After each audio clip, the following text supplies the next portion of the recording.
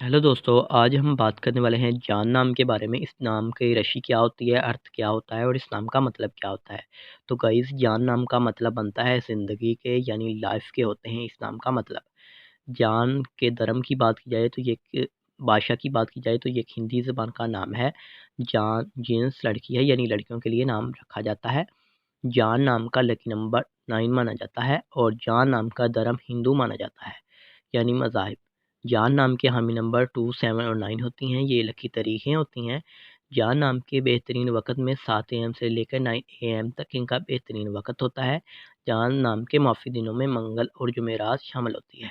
अगर बात करें जान नाम वाली लड़कियाँ कैसी होती हैं, तो आप ज़िंदगी में आने वाली मुश्किलात से हराना पसंद करती हैं और उनका मुकाबला करना चाहती हैं। जान नाम के आकम सारे मारीख शामिल होता है और जान नाम की मुआफ़िदातों में तांबा और लोहा भी शामिल होता है।